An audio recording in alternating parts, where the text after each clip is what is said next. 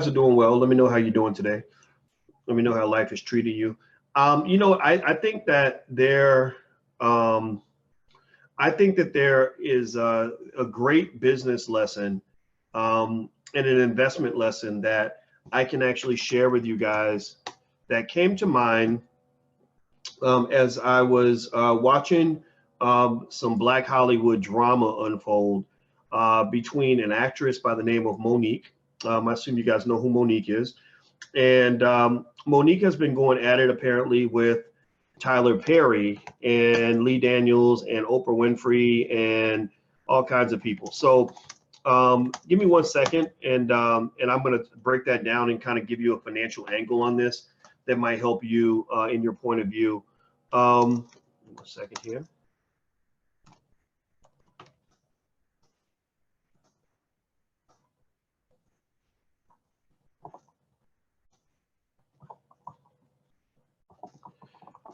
Okay, so here's what crossed my brain today. Basically, as I was sitting here and I was watching, what was going on with Monique. I don't know if you guys know what happened with Monique. Monique has kind of been in the media a lot for a lot of reasons. Starting with the fact that she was very upset that Netflix did not give her the deal that she was looking for. She asked, the Black community to boycott Netflix on her behalf. I don't know how well that went for her. And then there was a situation apparently with the movie Precious, where she felt that she was asked to basically do things for free that she shouldn't have been asked to do for free. She did the movie Precious, and she did what a lot of actresses do and actors do when they're trying to get out there, which was she did the movie for free, or not for free, but for like $50,000 or something, which is pretty close to free for Hollywood standards. And after she did the movie, they were sort of saying, apparently from what I understand, they were saying, great job, Monique, you did a wonderful job, you could win an Oscar for this, but we need you to promote the movie globally, and we're not going to give you a budget to do that. At least that's Monique's side of the story. And so, from what I've gathered, and I've been watching a series of interviews she's been doing where she's really spilling the beans on Black Hollywood, namely Oprah Winfrey, Lee Daniels, Tyler Perry, and Steve Harvey. And I think that she was pretty upset that it was patently unfair for her to be asked to go and promote this movie, around the world, where she was given no budget to do that. She was given no extra compensation for doing that, etc. Now, the reason I bring this up today in the Black Business School is because I think this is an interesting and excellent opportunity to talk about economic trade-offs and investment and what that really looks like and what that means. And I don't want to state it in such a way that I'm going to tell you what your opinion should be. I'm going to state it in such a way where you can come up with your own opinion based on, knowing the trade-offs, of each perspective. Now, in terms of Monique being, severely underpaid for the movie Precious, and we know how talented she is. She deserves millions of dollars for every movie, not $50,000.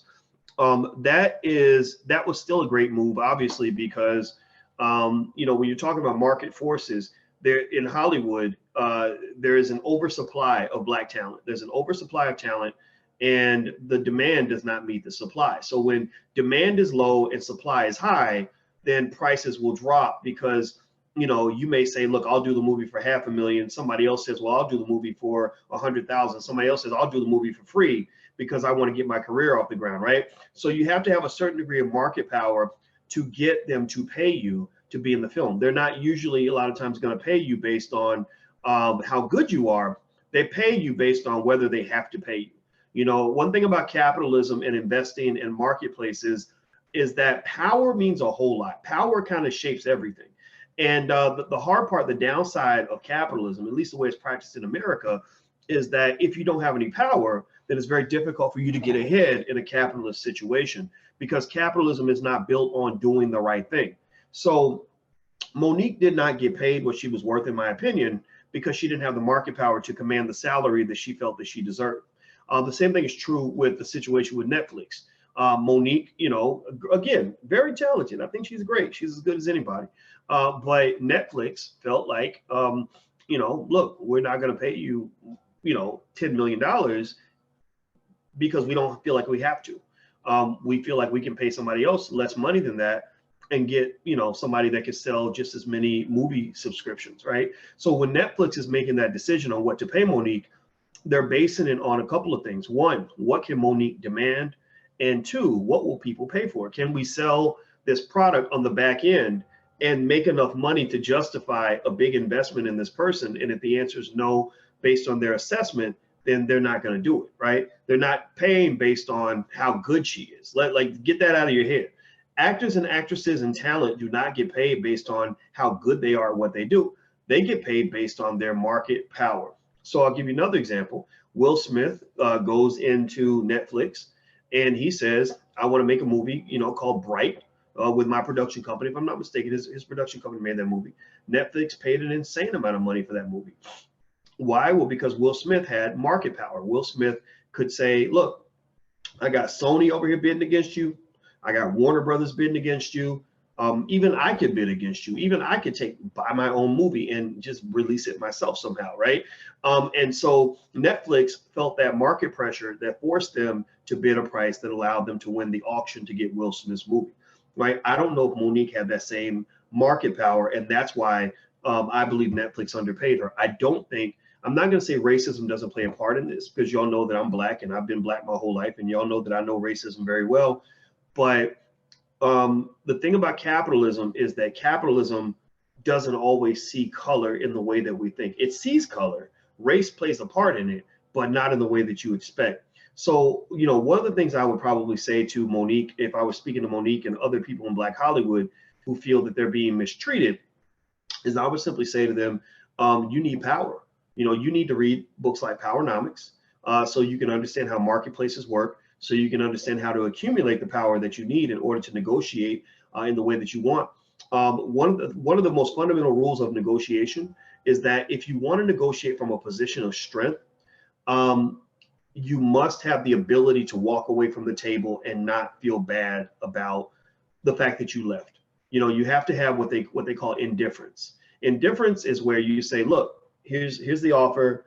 Take it or leave it. I don't care. I'm going to be okay either way. If you take it, great. If you don't, then that's fine. I got somebody else that'll take it. No hard feelings. Good luck to you, buddy. You know, like if you're in that position, then that's when you've achieved adequate market power to command and demand what you want. And this isn't just for, you know, this doesn't just apply for, you know, making movies. This applies for everything in your life.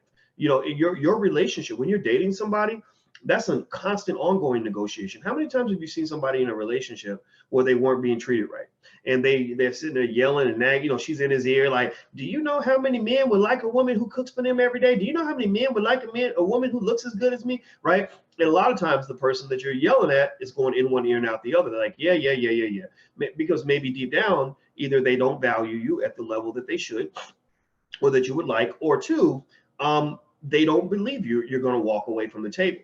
Right? You don't have what is called a credible threat. In a negotiation, you must have a credible threat, meaning that, look, I pulled out this gun because I'm not scared to squeeze the trigger, right? And now pay attention.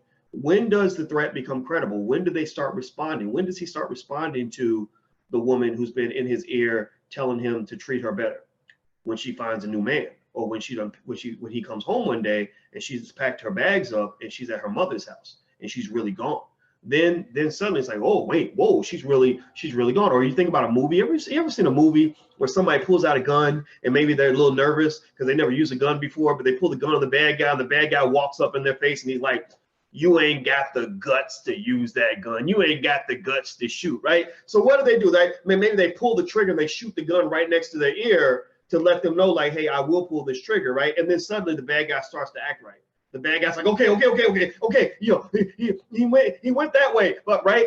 That's basically because you exemplified what is referred to in negotiation as a credible threat. So with Monique, I think that, you know, when I look at her deal with Netflix, my thought was, you know, was there a credible threat? Was there the ability to say, if you don't give me the money I deserve, I'm going to walk away? when you talk about Lionsgate and her role in the movie Precious and her getting $50,000 instead of the millions that she deserved, was there a credible threat? Could you, make Lionsgate pay a penalty for underpaying you? Tyler Perry has the ability to do that. Tyler Perry can say, hey, look, I got market power. If you don't pay me what I'm worth, I'm just going to go to the next studio. When and the other thing too is that so then what happens is, and this is what I gather. I mean, she really did some really interesting stuff. I mean, she actually put a recording of a private conversation that she had with Tyler Perry on the internet, which I thought was like real interesting. And what I found fascinating about that was I'm listening to Tyler talk, right? And I give him a lot of credit for the fact that he was even willing to have the conversation with her. A lot of people would have been like, look, I'm not even going to talk to you. Oprah won't talk to her. Lee Daniels won't talk to her. Steve Harvey won't talk to her anymore. But Tyler Perry was, seeking to be the nice guy and give her a conversation, for which I commend him. I commend him greatly for that, because he didn't have to talk to her. But I'm listening to the conversation, right? And from what I'm gathering, and she mentioned this too, that Tyler's argument was, look, Lionsgate wants you to promote this movie for free. And they didn't pay you what you were worth. But you should do it because if you make this investment in yourself, you can get $3 to $5 million in your next movie because you're going to win an Oscar or whatever, right? And so his advice was more pragmatic, whereas her positioning seemed to be very idealistic. So I heard her husband, who's an interesting guy. He's really, really a tough guy, and she loves him, and that's what it is, right? And they ride with each other, and I respect that. And, he's basically saying to Tyler, like, so, and this is, I got to go listen to the interview again, because I think it's a real interesting business lesson for those of you who are interested in this kind of thing. And, and he's basically saying, so tell me, you're a 6'6" black man. Would you think it was fair if they did that to you? Would you think it was fair if they asked you to work for free? Would you think it was fair if they underpaid you? Would you think, like he was going down the list. Would you think it was fair if the contract says you don't have to promote, but then they ask you to promote for free, right? And Tyler has to admit the obvious, that it's not fair. Like he has to say, yeah, I wouldn't think it was fair, right? And so that's when they catch him. They feel that they caught him, like, haha, see, now you're admitting that it would be unfair for them to do that to you. But here's the thing, they wouldn't do that to him because in capitalism, it ain't about what's fair. In capitalism, it's about who has power. So the reason I want you guys to read books like Powernomics by Dr. Claude Anderson is because capitalism gives zero shits about what's fair and what's right. It's about who has power. Tyler Perry doesn't have to work for free because Tyler Perry already played that part. He already did that in his career. Tyler Perry was working for free back when he was hustling Medea tapes out of the trunk of his car. Tyler Perry was hustling for free when he was losing money trying to do stage plays that nobody wanted to see. Tyler Perry was working for free when he was doing things that a lot of other people weren't willing to do because he wanted to build his own, right? So everybody, usually in order to obtain that level of market power, you got to pay a price.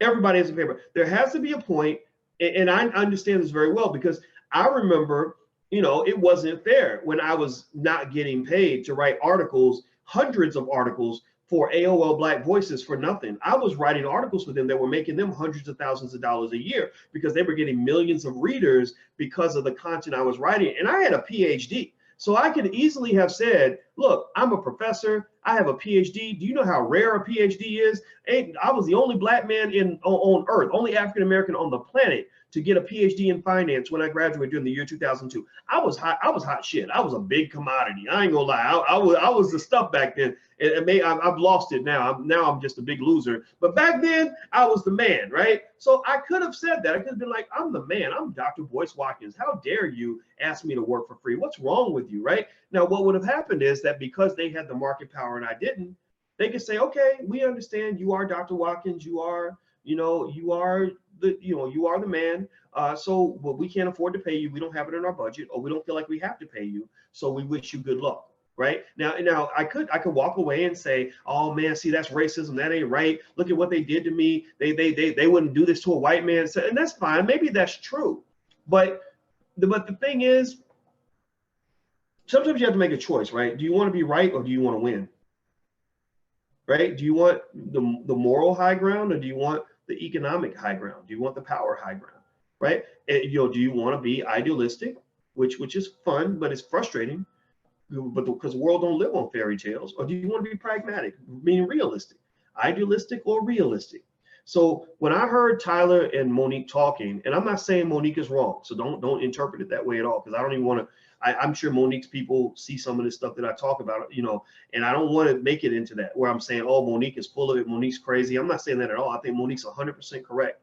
But I also felt that Tyler Perry was correct in his own way when he was basically nice enough to get on the phone and say, look, I think you're enormously talented. I want to see you do well. But look, Lionsgate has the power right now, and I would do the promotion for free. And I believe him when he says that. I believe that he would say, you know what, I'm gonna do whatever I got to do to invest in myself and then build up my career, so that later on, maybe on the second movie or the third movie, then I can let them have it. On the third movie, that's when I make your ass pay for the fact that you didn't pay me for the first one, right? And so for those of you who are trying to build something, build a business, build a career, you're gonna have times where you're gonna have to pay it forward.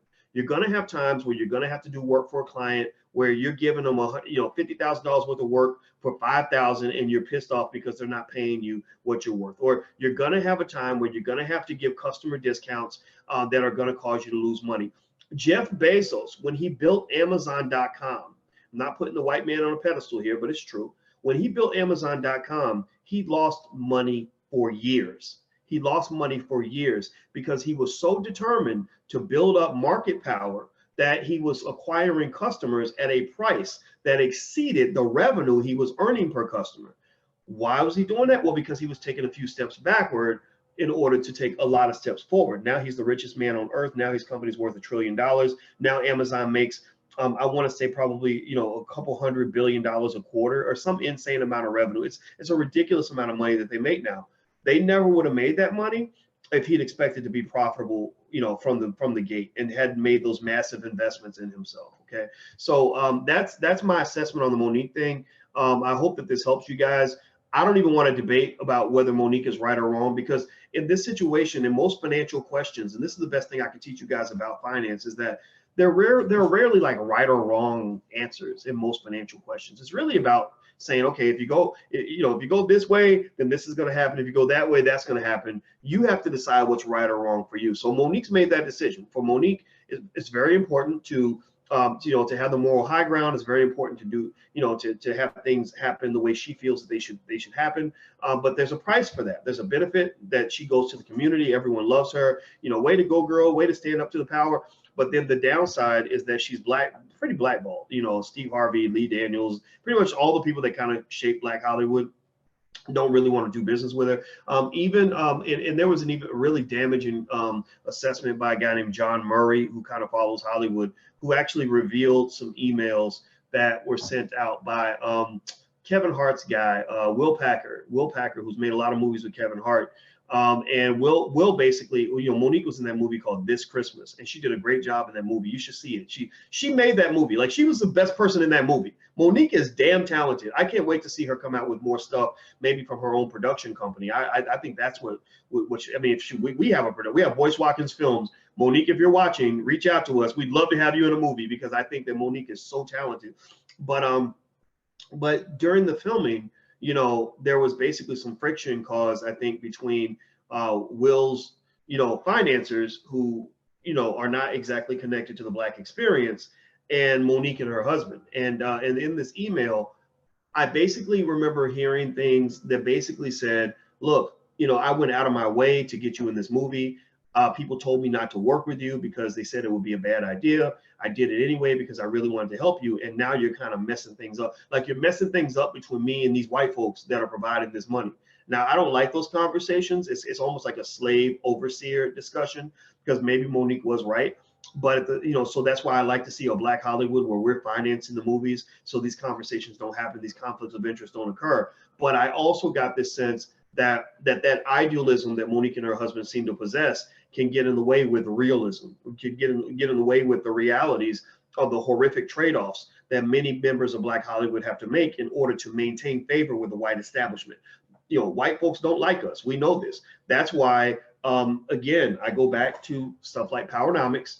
I think Black people should understand this, because if you learn to develop industry, then you don't have to have these awkward conversations. You don't have to have good Black people fighting against good Black people, because one side is idealistic, the other one is claiming to be realistic by kowtowing to something that they know isn't right. Remember, Tyler Perry admitted that it wasn't right that Monique was going to be forced by Lionsgate to work for free. He admitted that, right? So, you know, if Lionsgate was a Black-owned company, then it would be a different conversation. Maybe they could both say, yeah, that's not right. They shouldn't do you that way, right? I don't know. But then again, maybe I'm wrong about that. So I hope that this helps you understand the dynamics of this. I find it a fascinating conversation about economics, especially Black economics. And if you want to know what my solution is, I believe the solution is that Black people need to have our own production companies. I think the solution for Monique and her husband is that they need, I don't know if they have their own business. I know she's doing a show in Vegas or something like that. But I think that they need to have a production company. Make your own movies. Monique is a multi-million-dollar brand. Make movies, put Monique in them. Find a way to distribute those movies. Maybe use the internet. Go talk to Tariq Nasheed with Hidden Colors. Figure out how he distributes that, and make your 10 million a year, 20 million a year doing that. You're not going to make as much. Maybe you won't make as much as you would, if white folks came along and wrote you, $10 million checks every time you did a film. But you would be the owner, and then you would be able to create the company in your own image. You'd be able to make the world in the image that you see fit, as opposed to being angry because somebody else is doing what they want with their business. So that's what I get. And it's not a critique at all, and I want to make sure I'm 100% clear about that. So anyway, if you guys didn't know, I'll be in Los Angeles this week. Feel free to go to drboycelosangeles.com if you want to join us. We're doing an all-day live investment seminar. Those of you who are in the masterclass, where we meet every Tuesday night, this is the live version of the masterclass. So we do it all in one day, 7 hours of lectures. Also, you get to network with a lot of other wealth-minded Black people who are doing well, who really want to build, who form investment clubs, things like that. So it's a really great environment to be in. So if you want to know more about that, go to drboycelosangeles.com. If you can't make it to the live session, you can do the digital masterclass at drboycemasterclass.com. That's drboycemasterclass.com. Okay, so do you guys have more questions for